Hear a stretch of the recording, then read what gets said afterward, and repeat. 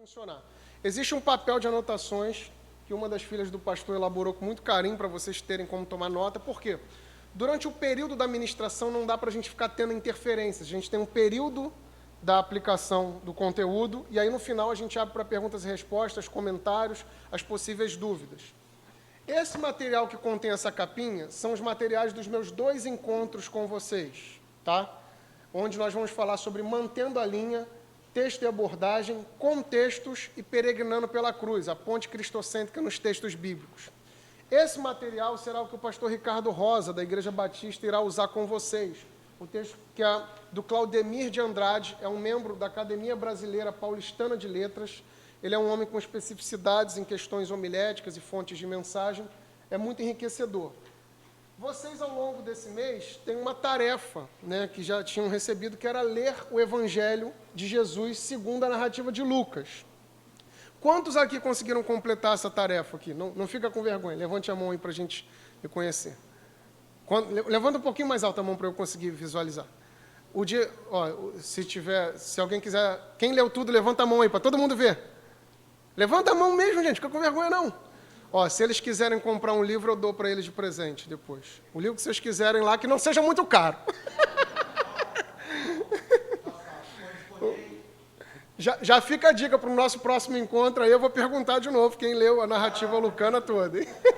Mas aí eu vou trazer uns livrinhos de R$1 da CPAD, porque senão vai acabar a minha grana. Dito isso, quais são os nossos objetivos aqui, irmãos? Ao longo dessas semanas, nós vamos trabalhar o seguinte: familiarizar-se com a piedade e paixão, exatamente algo que o pregador precisa ter, identificar e interpretar os modos de elaboração para a pesquisa nas Escrituras, ou seja, a preparação lá do nosso escritório, do quarto de oração para o púlpito, e aprender os tipos de sermões existentes e como montá-los. No Brasil, geralmente os pregadores pregam sermões tópicos, temático, textual e expositivo. Nesse curso aqui, que são apenas 4 encontros, nós veremos apenas 2, temático e textual. O textual tem uma subdivisão de textual puro e por inferência. Alguns objetivos resumidos desses encontros: a vida de pregação e como é que se comporta um pregador, baseado um pouco no que diz o Dr. Martin Lloyd Jones, a pesquisa e elaboração da preparação ao púlpito, alvos de um sermão, tipos de sermões e modelos vigentes no Brasil, que é exatamente isso que eu acabei de falar para vocês sobre sermão temático, textual, puro e por inferência. Um pouquinho rápido, em linhas muito breves, que isso é a fala do pastor Ricardo, um pouquinho da história da pregação. Como a história da pregação começou? Começou com o próprio Deus. É Deus que se revela no Jardim do Éden, apontando para o que a gente pode chamar de o proto-evangelho, quando ele faz a menção de que o nascido de mulher esmagaria a cabeça da serpente. No Gênesis, Deus deu um padrão através da sua palavra. Veja que Deus cria tudo pela sua palavra. Os profetas corroboram isso, recebendo um vaticínio, ou seja, uma mensagem de Deus, e passam a pregar. A história da pregação nasce exatamente com Deus e concomitantemente na história de Israel com os profetas. É importante nós nos lembrarmos de Romanos 10, 17. A fé, ela vem pelo ouvir e ouvir a palavra de Deus. Na NVI diz que é a palavra de Cristo. Então, se a fé vem pelo ouvir, quando é que a fé se vai? Quando não se ouve. A exemplo, período pandemia que nós vivemos. Muitas pessoas deixaram de comungar, de estar na comunhão da igreja. Percebeu como essas pessoas esfriaram? Quando se ouve a palavra de Deus, ela é centralizada no coração. Quando não se ouve, não tem como centralizar. A fé vem pelo ouvir, mas quando é que a fé funciona? Quando a gente pratica a palavra de Deus. Quanto mais longe alguém estiver dessa igreja, pior será para ouvir o som que sai dessas caixas. Assim é a nossa vida. Quanto mais a gente se afasta da palavra de Deus, mais inquietude tem o nosso coração. E talvez você está aqui essa noite, você diga assim: mas eu nunca preguei. Mas lembre-se que seja com o seu jeito, seja com a sua personalidade, você será capaz de comunicar a mensagem do Evangelho. Seja de forma muito efusiva, seja de forma muito calminha, seja de uma forma muito extrovertida, seja de uma forma com bastante seriedade. Deus vai usar a sua personalidade e o seu jeito para comunicar a palavra. O que você precisa ser fiel é às Santas Escrituras, ok? Pergunta que não quer calar: quem aqui já pregou alguma vez na vida? Quem aqui nunca pregou na vida? Quem aqui já prega mais de 5 anos? Quem aqui prega mais de 10 anos? 10 anos foram 2 mãos. Só para mim ter mais uma noção. Quem aqui nunca pregou? Nenhuma palavra assim na consagração, no aniversário de família, no culto doméstico? Nunca rolou? Mas, se Deus quiser, terão essa oportunidade em breve. Dito isto, quem quer pregar tem que gostar de ouvir bons pregadores. Tem muita gente falando coisas e estudando coisas que a gente também está estudando. Então, é bom ouvir alguém. Eu queria recomendar alguns aqui. Ali o Dr. John Piper, ao lado Tim Keller, depois J. Carson. A gente tem uma série de vídeos lá no grupo para ver do J. Carson sobre Lucas. O Steve Larson. Todos esses, sim, pregadores calvinistas. Eu espero que você não seja preconceituoso. A ideia aqui não é fazer um time, calvinistas e arminianos, mas é pegar pregadores que falam da palavra de Deus, apontam para Cristo, não têm grandes ideias e levam isso para o púlpito em seus testemunhos. Abaixo, mais um nome do contexto internacional, Greg Gilbert, um pregador jovem que eu tenho gostado muito de ouvir. Ao lado dele, o pregador que eu sonho em ser quando crescer, o Hernandes Dias Lopes. Ao lado do Hernandes Dias Lopes, Augusto Nicodemos. E ao lado de Augusto Nicodemos, Heber Campos Júnior, um professor da Mackenzie em São Paulo e do Instituto Andrew Jupp. Às vezes ele recebe algumas críticas como pregador, mas é uma pessoa muito fiel às Escrituras. Como nós já tivemos o nosso momento de oração, o pastor Raimundo já fez esse momento, então eu vou pular isso aqui. Esses são os sermões que iremos analisar. O sermão temático, veja a raiz da palavra, temático, ele trabalha com o tema. Então nós vamos aprender isso com o pastor Ricardo, a pegar um tema, amor, perdão, e saber trabalhar isso na Bíblia. Sermão textual, ele nasce do texto, em geral um pequeno bloco de texto, tá? Pelo menos 5, 6 versículos, isso difere muito do autor ao qual nós usamos. Esse já é o conteúdo com o pastor Ricardo. Antes da gente falar de homilética, que é a arte de pregar sermões, 2 ciências são essenciais em homilética, exegese e hermenêutica. Qual é a diferença de uma para outra? A exegese, ela é a ciência que volta no mundo antigo. O Dr. John Stott chamava isso de o encontro de 2 mundos. Quando você está lendo um texto, você está vendo o texto da primeira audiência, aquele mundo do lá então, lá antigamente, e você tem o leitor contemporâneo. Exemplo, o apóstolo Pedro diz que quando nós formos ser recebidos pelo Senhor Jesus, nós vamos receber uma coroa imarcessível. Vamos lá, gente. Quem aqui sabe o que é uma coroa imarcessível? Não é uma linguagem difícil para nós? É uma linguagem difícil para nós. Coroa imarcessível é uma coroa com pedrinhas. Aquela primeira audiência entendeu completamente o que o apóstolo Pedro queria dizer. Mas para nós é um distanciamento temporal, cultural, linguístico. Percebe isso? Eu não sei o que o apóstolo Paulo quis dizer na expressão batismo pelos mortos, mas aquela audiência entendeu. Exegese é voltar no mundo antigo e perceber como aquela audiência entendeu o texto. E aqui o desenho, ó, é o ouvinte contemporâneo fazendo uma viagem no tempo. E nós voltamos no tempo tipo Flash. O pessoal aqui que é mais jovem sabe do que eu estou falando. Aquele seriado do Flash, o camarada que corre mais rápido que a velocidade da luz, consegue voltar no tempo. Qual o probleminha do Flash lá no seriado? Que quando ele volta no tempo, ele quer alterar a cena, já percebeu? Não faça isso. Volte no tempo e deixe o passado como ele é, e não como você acha que deveria ser. E o que seria hermenêutica? É o caminho inverso. Você vem do contexto antigo, aplicando para o seu ouvinte contemporâneo. Em geral, nos sermões, a gente gasta muito tempo na exegese, explicando o texto da primeira audiência, e nos minutos finais, ou em um bloco final, nós fazemos aquelas aplicações. Alguns pregadores têm uma forma diferente de fazer isso. A cada exposição exegética, eles fazem uma aplicação. Isso muda e altera muito de pregador para pregador. Só para que nós entendamos um exemplo exegético de hermenêutica, nós vamos para uma passagem famosa, tá? Se você nunca tinha conhecido essa palavra, você vai aprender a fazer hoje, inclusive, um exercício, exegese e hermenêutica.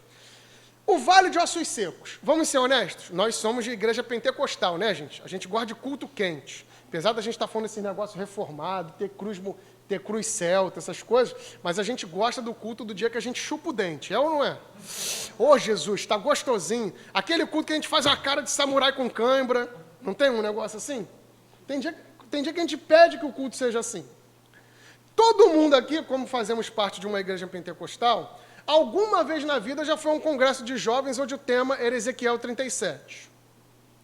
E aí, é aqueles congressos no naipe igreja mesmo. Faz uniforme, os irmãos brigam pela cor do uniforme, brigam pela cantina. No último dia, está todo mundo na frente do altar pedindo perdão. Todo mundo já passou por isso. Ok? Mas, em tese, quando as pessoas pregam em Ezequiel 37, você já reparou que, em geral, o pregador ele faz o pré-anúncio da mensagem assim: irmãos, hoje nós vamos pregar nesse texto, e ele já dá um tom de avivamento, como se todo ouvinte que tivesse ali fosse morto, e Deus vai ressuscitar, Deus vai avivar, Deus vai fazer de novo. Ele tem um objetivo final: chamar o povo à frente, cair um Pentecoste e cantar aquela música famosa, sobre o vale de ossos. Tem todo um objetivo. Mas será que é sobre isso que o texto de Ezequiel 37 fala? Então vamos lá. A estrutura do texto. Esse sermão aqui não fui eu que montei, eu peguei do comentário bíblico Vida Nova. Aqui no meu material, no final, tem todas as citações bibliográficas que eu uso, tá? Lá na página 11 tem todas as citações bibliográficas. Tudo que eu falar, em geral, vai estar anotadinho aqui. No comentário bíblico Vida Nova, a estrutura do texto é dividida em 3 pontos. Versos 1 a 10, Deus dá a palavra, ele dá a visão ao profeta. Deus dá a visão ao profeta de um vale de ossos secos. Veja, não é uma cena real, é uma visão. Ele é transportado para aquele ambiente. Vocês sabem a diferença de aparição para visão. O apóstolo Paulo viu Jesus, é uma aparição no caminho de Damasco. O apóstolo João, no Apocalipse, teve uma visão sobre Jesus. Aqui o Ezequiel está tendo uma visão do que o Senhor está mostrando a ele. Aqueles ossos tipificam o reino do sul que foi destruído. Exatamente, Judá e Benjamim, as 2 tribos, pela idolatria, foram massacrados pelo reino do norte, que é a Babilônia. Então o Senhor dá a palavra a Ezequiel através de uma visão. Se a palavra é de Deus, é Deus que tem que dar essa palavra. A partir do verso 11, o próprio Deus que deu a palavra, dos versos 11 ao 14, é o que dá a interpretação. Então pense nisso. Quando você for pregar, o Deus que é o dono da palavra, é Ele que vai dar a interpretação da palavra. Como é que se prepara sermões? Lendo, é óbvio, consultando, mas se prepara agonizando de joelhos, como diz um autor chamado David Helm. Você tem que agonizar na presença de Jesus. Como dizia A. W. Tozer, sermões que não nascem de oração são um fracasso. Você não pode ter grandes ideias. E aqui fica uma grande dica. Um passarinho tem 2 asas para voar bem, não é isso, gente? A asa da direita e da esquerda. Lembra de Atos capítulo 6, quando tem um problema na igreja? Os apóstolos dizem o quê? Que eles vão se dedicar à oração e ao ministério da palavra. E deveriam escolher homens de boa reputação, cheios de Espírito Santo, de sabedoria e de fé, para serem diáconos. Veja o indicativo. Oração primeiro e ministério da palavra. Nós, no Brasil, vivemos uma tensão. Às vezes a gente quer ser a igreja da oração, mas a gente é a igreja que pouco lê a palavra. Ou nós vamos para a outra extremidade. A gente lê muita palavra, mas não ora nunca. Faz uma longa oração de 2 minutos e está cansado. Nós precisamos entender que um passarinho voa com 2 asas. Pergunta que eu tenho a você: um passarinho voa com uma asa só? De acordo com um amigo meu, não sei onde ele aprendeu isso, pastor Newton Júnior, ele diz que um passarinho com uma asa só voa. Eu nunca vi, mas ele diz que voa. Qual o problema? Mas voa sem direção. Então nós precisamos orar e meditar nas Escrituras. Já andou de caiaque com um remozinho? Já ficou com um remo só alguma vez andando de caiaque? Você dá voltas em torno de si mesmo. Então você tem que ter 2 blocos, oração e ministério da palavra. O Deus que dá a palavra, Ele dá a interpretação. E isso se faz em comunhão com Ele. Por último, Deus reunirá seu povo. Então vamos lá, gente. Esse famoso texto que os pregadores pregam querendo causar um avivamento na igreja, para no final cantar uma música. Será que esse texto realmente era sobre o que os pregadores disseram?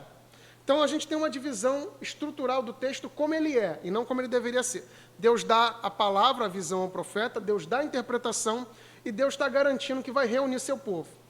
Pergunta aos irmãos aqui, eu sei que eu estou diante de uma igreja inteligente.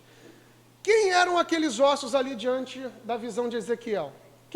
A quem aqueles ossos representavam? Vamos pensar o recorte realmente histórico. Israel seria a nação toda, ou basicamente o Reino do Norte.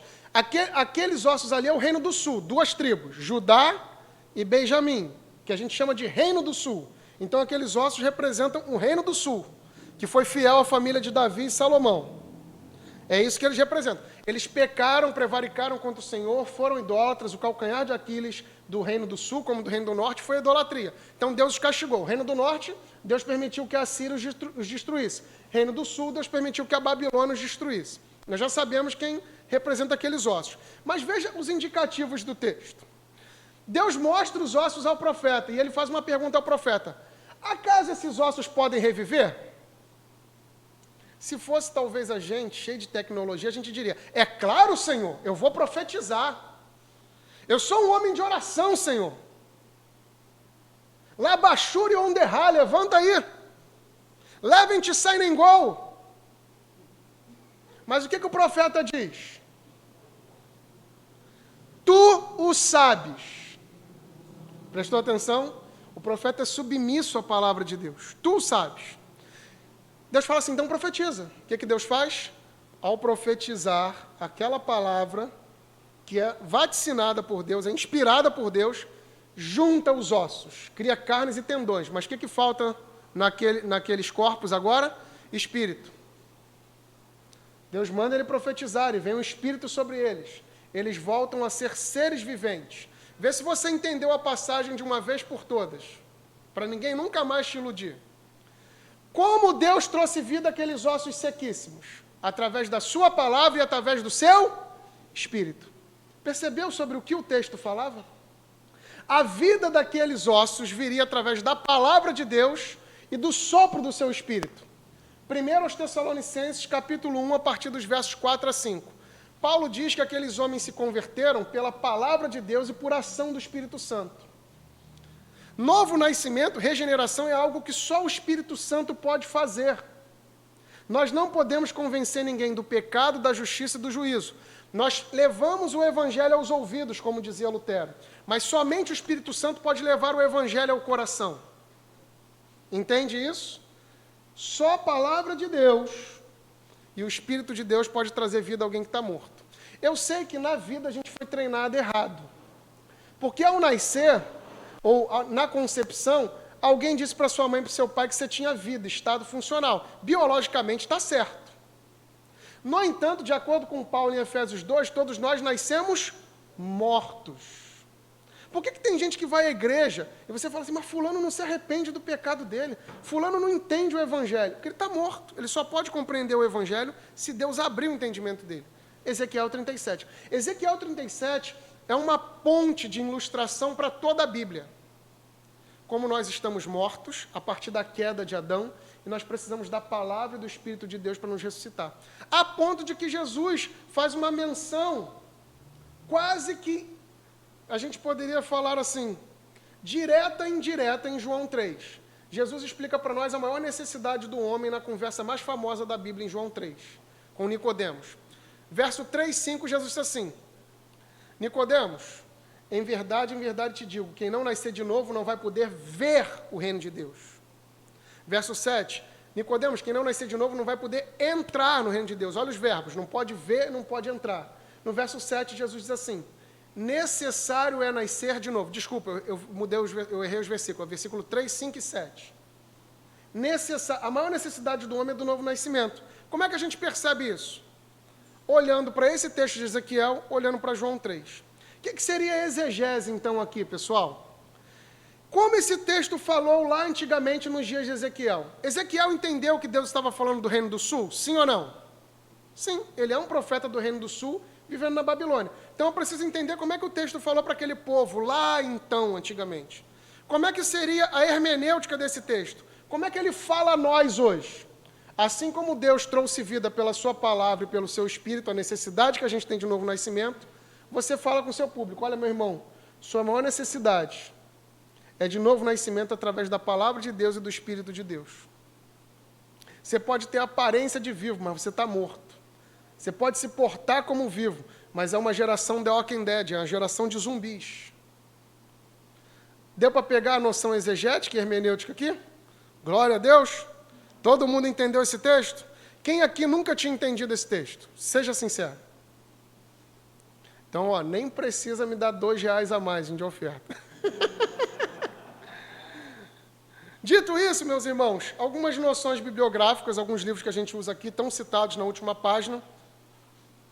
E eu queria indicar a vocês algo que tem me feito entender a Bíblia de verdade. É um livro de... Eu não sou muito bom em inglês, depois a Isabela pode me corrigir.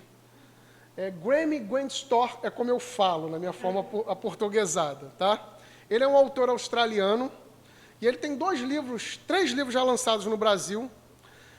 Um é trilogia e o outro é Pregando toda a Bíblia como escritura cristã. Ele nos ajuda a fazer a identificação do Cristo na passagem, a história da redenção da teologia bíblica, como Deus vem trabalhando em cada período e época, os entrepostos entre os testamentos, para a gente fazer o link. Esses 2 livros têm abençoado muitas vidas e vocês receberam esse slide aí no grupo. Quais são os 3 objetivos de um sermão?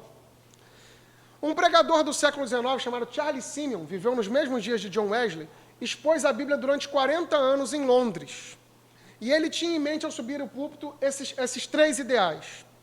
Um sermão deve tornar o pecador mais humilde, e aqui lembre-se que o pecador é inclusive eu, tá? A primeira pessoa do plural, inclusive o próprio pregador.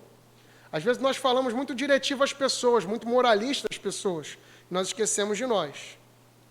Um sermão deve exaltar o Salvador, e um sermão deve promover santidade na igreja. Esses são os 3 grandes objetivos de um sermão. Toda vez que você subir o púlpito, pregar num lar, tiver a oportunidade de pregar num culto numa casa, tenha isso em mente. Tornar o pecador mais humilde, exaltar o Salvador e promover santidade. Tem gente que é chata pregando, já percebeu? Ele passa o tempo inteiro falando dele. O eu, a primeira pessoa do singular, vem o tempo inteiro. Não, eu fiz isso, eu fiz aquilo. Um tempo atrás eu fui numa vigília, vou contar um caos rápido de igreja. E o pregador, inclusive, era um amigo meu. Por uma questão ética, eu não vou falar o nome dele, né? Mas naquela vigília eu precisava sair, porque eu trabalho em 4 lugares, e naquele dia eu tinha que dar aula muito na madruga, eu tinha que sair cedo para dar aula. Mas, como eu sou pastor do distrito, eu fui à vigília, né, para dar aquele apoio, aquela coisa toda. E eu fui com um amigo meu de carro. Eu falei assim, Daniel, me leva lá, eu preciso ficar um tempo, meu superintendente precisa ver que eu estou apoiando, mas eu já expliquei que eu não posso ficar a noite inteira. Aí botaram o primeiro pregador para pregar. Rapaz, você sabe que sermão de vigília, as pessoas já têm a tendência de dormir, mas o cara quis pregar 2 horas. Mas pelo menos durante 1 hora e 45 minutos ele falou dele e do filho dele, o quanto o filho dele é bom, passou na prova da Marinha. E esse meu amigo que foi comigo, gente, eu não sei vocês, mas eu tenho amigos burros. Esse meu amigo é muito burro, muito burro. E ele me chama de gordo, porque depois que eu casei eu engordei muito. E aí, esse meu amigo que é burro virou para mim e falou assim, ai, gordo, ele já se perdeu, né? E tem gente que é assim, vai conectando uma história na outra, vai conectando a história na outra, vai conectando a história na outra, e o que poderia falar essencialmente em 20, 25 minutos, fale 1 hora. Será que todo sermão de igreja tem que ter 1 hora?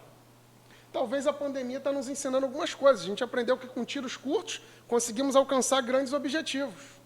Pense, por exemplo, às vezes nos ministros de louvor, eles vão falando demais em cima da música. Eles têm a síndrome de Ana Paula Valadão, a cada música 1 hora de fala. Não é assim, gente.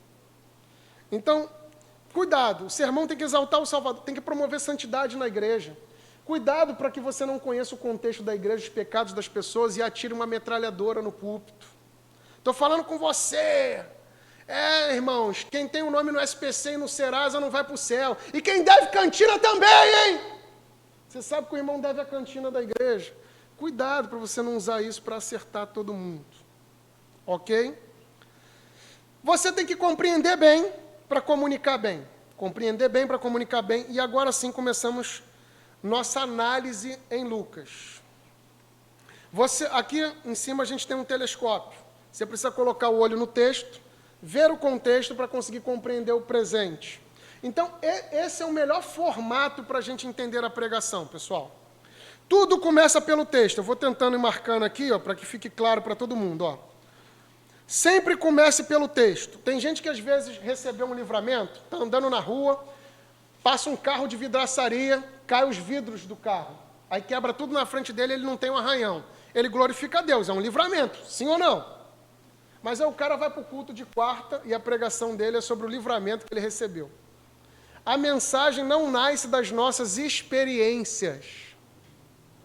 A mensagem nasce do texto bíblico. Você não tem que ter uma experiência e buscar um texto bíblico para se encaixar a ideia. Não. Deixa eu contar mais um caso de igreja para enfatizar bastante isso. Uma certa ocasião, num aniversário de pastores e esposas, os líderes de uma igreja decidiram fazer uma surpresa para aqueles pastores. E pegaram os líderes fazendo divisões das tarefas. Um dirigiu o louvor, o outro fez a homenagem, mas botaram uma irmã que nunca havia pregado para pregar. Era uma reunião de pastores e esposas, aniversário denominacional de pastores e esposas. E a irmã não sabia o que pregar, nunca pregou, ela falou, Senhor, coloca uma mensagem no meu coração. Aí quando ela passou na rua, ela viu uma placa, escrita assim, Casa de Raabe. Quem é Raabe, gente? Uma prostituta, um fio de escarlate. O escarlate na Bíblia tem muito mais a ver com pecado do que com o sangue de Jesus. Você acredita que ela pregou isso para pastores e esposas? Uma mensagem sobre prostituição? E ela ainda teve a ousadia de dizer que é o Espírito Santo que sempre sofre, né? Que foi o Espírito Santo que colocou aquilo no coração dela. Agora é óbvio, a irmã era leiga, muito leiga. Mas se a gente tem uma oportunidade de preparo, conhece o contexto da igreja, sabe quem serão os ouvintes, o bairro que é, quanto tempo teremos, como é o pastor da igreja, se ele vai permitir fazer o convite no final para receber Jesus, ou é você que faz, ou é ele. Então, tudo isso tem que ser acertado previamente. Mas, essencialmente, você tem que ir para lá com a mensagem preparada, nascendo do texto. Ao ler o texto, se possível, exemplo, você vai pregar em Lucas 15. Pastor Raimundo te convida para pregar aqui domingo que vem. Não esse agora, mas o próximo. Você tem aí, basicamente, 8 dias, 9, para poder ler o Evangelho de Lucas. Você vai pregar em Lucas 15, seria ideal que lesse todo o Evangelho de Lucas. Você vai pregar na carta aos Coríntios, no segundo capítulo da segunda carta, seria ideal ler as 2 cartas, para você ter uma visão geral do que o apóstolo queria dizer. Só que às vezes a gente recorta aquela pequena parte, não a compreende bem, e se eu não compreendo bem, eu não comunico bem. Então é texto, exegese, eu preciso fazer exegese do texto, voltar lá no mundo antigo. Como é que se faz exegese, pastor? Com dicionário bíblico, com Bíblia de estudo. Se a sua pergunta é, como é que se faz exegese? Com dicionário bíblico, com Bíblia de estudo, com comentários bíblicos, com livros de pesquisadores que já falaram sobre aquilo. Só para os irmãos entenderem. Eu tenho 34 anos. Há homens que estudaram um versículo 65 anos. Eu não sei se eu vou viver 65 anos. E, sinceramente, uma análise de 5 minutos vai ser mais profunda do que um cara que estudou um versículo 65 anos? Nunca, né? Então, perceba. Se o culto é às 18 horas, não dá para começar a estudar às 17. Eu tenho que ter um longo tempo de preparo, de oração, de comunhão. É essa exegese aqui que vocês vão aprender algumas ferramentas, como manter a linha da escritura, basicamente, o texto e a abordagem, os contextos, é o que nós veremos nos meus encontros aqui. Essa exegese vai nos levar à primeira audiência aqui. Ó. Como é que aquela primeira audiência, eles, naquele tempo, entenderam o texto? Mas se a gente ficar apenas nisso, vai virar uma aulona de história no culto. Então, o que a gente tem que fazer? A aplicação do texto com o que a gente chama de reflexão teológica. Tem que caminhar para a cruz de Jesus. Tem que ir para os temas do Evangelho. O que o Senhor fez por nós. E aí sim, nós aplicamos o texto ao nosso ouvinte contemporâneo. Com todo respeito, eu vou citar o nome de 2 pessoas e em nada eu quero denegrir a reputação dessas pessoas. Uma, inclusive, eu conheço, durante um tempo da vida conviveu comigo, e a outra eu só conheço de internet e televisão. Hoje nós temos 2 pastores do momento aqui no Rio de Janeiro, e eu digo isso responsavelmente, não estou mexendo na reputação desses homens, ok? Acredito que eles são homens de Deus, eu só estou dando um exemplo. A igreja que mais cresce no Rio de Janeiro hoje, sem dúvida, é a Igreja Batista Atitude. A Igreja Batista Atitude está trocando de terreno, porque o terreno que eles têm não comporta mais gente. Eles estão espalhando igrejas pelo Brasil, eles fazem pesquisas onde tem porcentagem de poucos cristãos em algumas cidades do Brasil, eles plantam uma igreja lá, financiam um missionário, maravilhoso. O pastor Josué Valandro Júnior, não duvido que ele é um homem de Deus, mas ele tem um público a atender, uma demanda. Então, você já viu o programa dele na TV? Ele lê um texto sobre Gideão. E ele deixa de explicar o que realmente o texto é, e ele já começa assim, dando uma receita de bolo. Meus irmãos, assim como Deus levantou Gideão, ele vai levantar você. Sua vida vai melhorar. Era sobre isso que o texto estava falando. Então veja, eu não estou mexendo na reputação do pastor, acredito que ele é um homem de Deus, mas tem um probleminha. Ele está induzido pelo seu público a ter que dar respostas às demandas semanais daquele povo. Você entendeu o que eu estou querendo dizer? Então ele vai para o que o texto não diz. Isso seria o quê? O caminho mais rápido que a gente quer evitar aqui. Ó. Lê o texto e ir para as aplicações. Nunca faça isso. Leia o texto e faça aplicações. Sempre tem que ler o texto, fazer exegese, reflexão teológica e as aplicações só no final. Ok? Essa é uma fórmula muito importante. Também nunca saia do texto para direto para a cruz, porque senão as pessoas não entendem o texto. Nunca venha direto da exegese, direto para as aplicações, senão as pessoas não têm uma oferta de graça sobre o que Deus fez. Está todo mundo comigo? Está dando para compreender? O outro camarada, até outro dia, ele era membro da nossa igreja, o pastor Cláudio Duarte. Se você dá um Google aí agora, quando você bota a palavra pastor no Google, aparece a foto do Cláudio Duarte logo em primeiro, que ele é um dos caras mais conhecidos do Brasil. Cláudio Duarte, ele era presbítero na nossa igreja, se desligou, hoje ele é pastor. É um homem de Deus, uma pessoa dedicada, uma família de boa reputação, dou aula na cidade onde ele mora. Como eu disse, não estou mexendo na reputação desses homens. Mas o Cláudio Duarte é famoso pelo quê, gente? Por pregar sobre família e pelas piadas que conta. Ele não deixa de ser um homem de Deus, ele é um homem de Deus. Mas toda vez que você vê uma pregação dele, você já sabe o que vai acontecer, sim ou não? Ele vai ler um texto e ele vai canalizar para alguma coisa de família, para alguma história de marido e mulher e criação de filhos. Sim ou não? Esse é o perigo. Você fazer o caminho mais curto. Quem usa GPS aqui para dirigir? GPS indicam caminhos mais curtos, mas são os caminhos mais seguros? Já percebeu como é que ele bota a gente em cada furada? Então nós devemos deixar o texto falar. É o texto que dirige a nossa abordagem e não a nossa abordagem que dirige o texto. Pegou esse exemplo? É o texto bíblico que dirige a nossa abordagem, não a nossa abordagem que dirige o texto. Ok? Começamos hoje pelo mantendo a linha. Será o nosso primeiro passo para a gente aprender a fazer exegese de um texto. E ainda hoje veremos texto e abordagem. No nosso próximo encontro veremos contexto e peregrinando pela cruz. Essas 4 ferramentas nos ajudam a entender esse desenhozinho aqui que eu acabei de fazer para vocês. Ok? Então vamos lá. Quero começar por algumas citações bíblicas. Deuteronômio, capítulo 4, verso 2. Nós começamos aqui agora o tema do mantendo a linha das Escrituras. Se você for à página aí da apostila,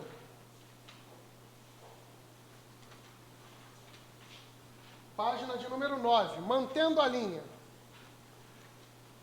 Começamos pelo princípio. Temos que manter a linha das Escrituras, sem nunca ter... Essa página aqui, ó. Temos que manter a linha das Escrituras, sem nunca tender para cima ou para baixo dela. Explicação. Somos frequentemente tentados a dizer mais que as Escrituras, nos arriscando de maneira zelosa no pietismo religioso, que se torna um tipo de legalismo. Julgamos aqueles que não mantêm nossas tradições e padrões extra-bíblicos. Ao fazer isso, estamos acrescentando as Escrituras. Também podemos ser tentados a pregar aquém da palavra de Deus e acabamos estranho no liberalismo ou pragmatismo, ignorando tanto o conteúdo quanto o objetivo das Escrituras. Ao fazer isso, nós tiramos dela. Como professores da palavra de Deus, temos que nos comprometer a dizer nada mais, nada menos do que aquilo que as Escrituras dizem. É uma questão de obediência. Deixa eu dar um exemplo escandaloso para ir para os exemplos bíblicos. Existe uma expressão na Bíblia, cunhada pelo apóstolo, dizendo o seguinte, é uma referência ao Antigo Testamento. Sem derramamento de sangue, obrigado, pastor. Sem derramamento de sangue, não há perdão de pecados. Alguém já leu isso na palavra de Deus? Sobre o que o texto estava falando? Primariamente, citado no Antigo Testamento, sobre os sacrifícios de holocaustos oferecidos para perdão do povo. Mas aquilo era um tipo do sacrifício maior que viria, Cristo. Sem derramamento de sangue não há perdão de pecados. Olha o detalhe. Benedita da Silva, filiada ao PT, e pelo amor de Deus, eu não estou querendo arrumar confusão aqui com você, tá? Eu não sou lulista, nem sou bolsonarista, mas é só um exemplo, tá? Pelo amor de Deus.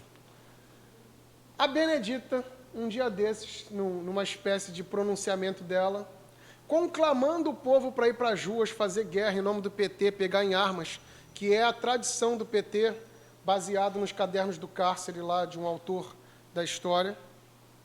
A Benedita vira para o povo e diz assim: a minha Bíblia diz que sem derramamento de sangue não há remissão de pecados.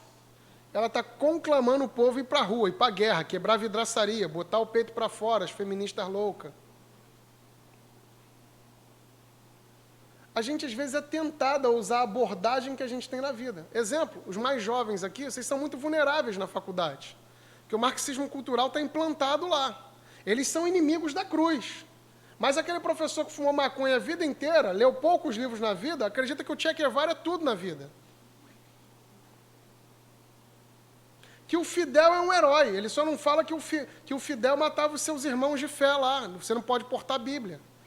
O carro mais novo de Cuba é de 1970. Isso ele não fala. Então, cuidado, às vezes são nossas abordagens, nossa experiência de vida.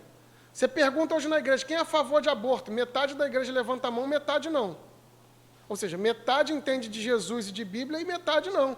Metade responde, eu já passei por isso. É melhor matar do que a criança crescer e não ter condições de virar bandido. Você tem bola de cristal? Vai nascer e virar bandido? É determinismo? Cuidado com as nossas abordagens, irmãos. Nós vivemos hoje uma polarização de calvinismo e arminianismo. Cada um querendo defender o seu polo. Então, cuidado para não pregar defendendo a sua abordagem. O texto tem uma direção, e não é as nossas abordagens. Agora, veja o que o Senhor Deus estabeleceu a nós. Deuteronômio 4:2. Nada acrescentem as palavras que eu lhes ordeno. Percebeu o desenhozinho aqui, ó, na apostila? Tem um traço que é o padrão da palavra de Deus, um mais e um menos. Nada acrescentar é não ir acima da linha, falar mais do que Deus. Não diminuir, nada retirar, não ficar abaixo da linha, dizer menos do que Deus disse.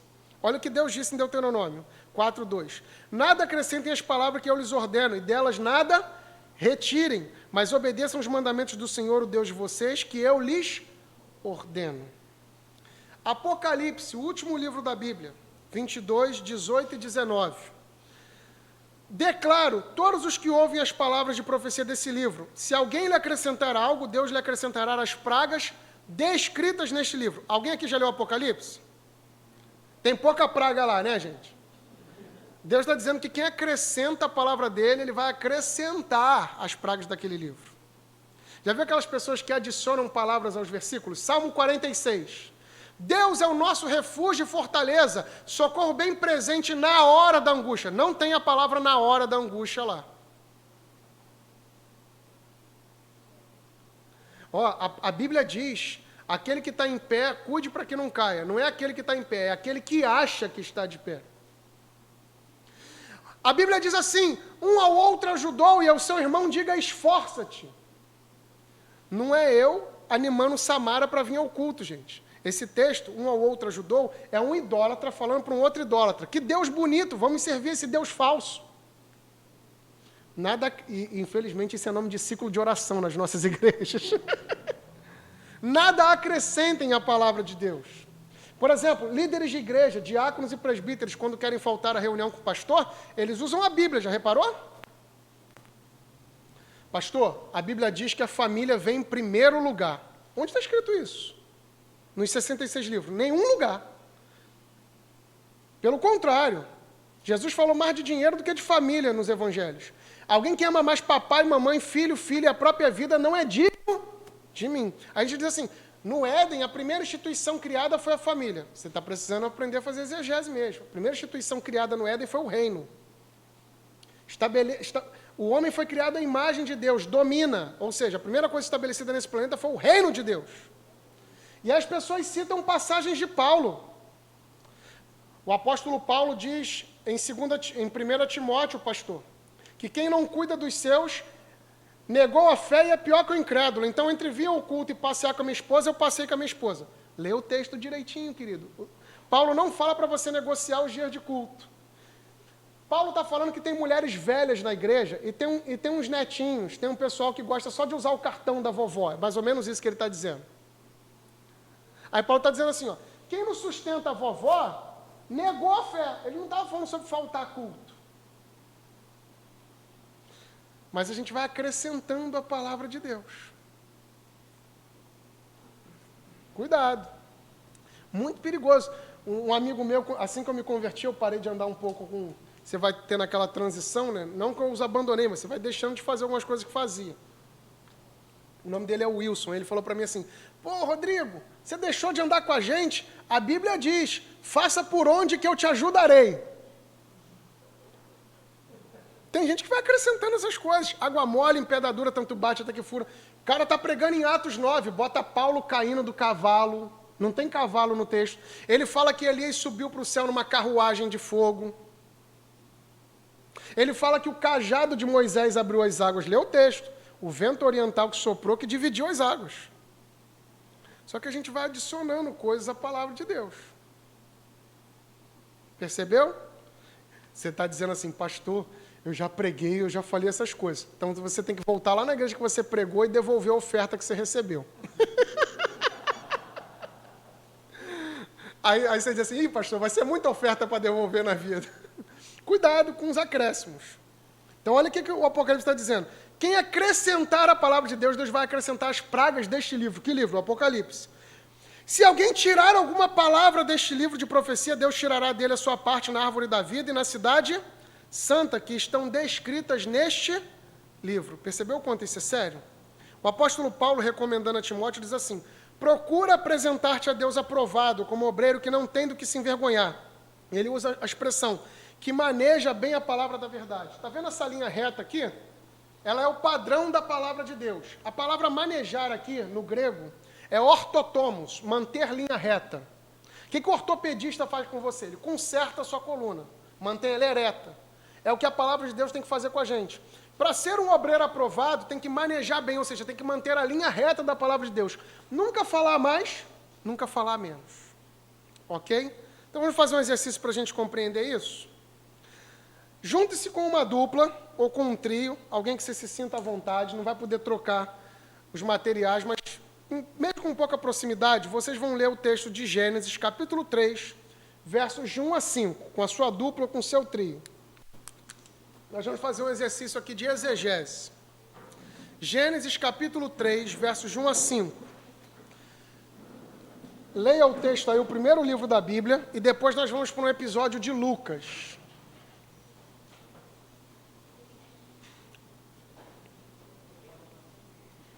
Gênesis, capítulo 3,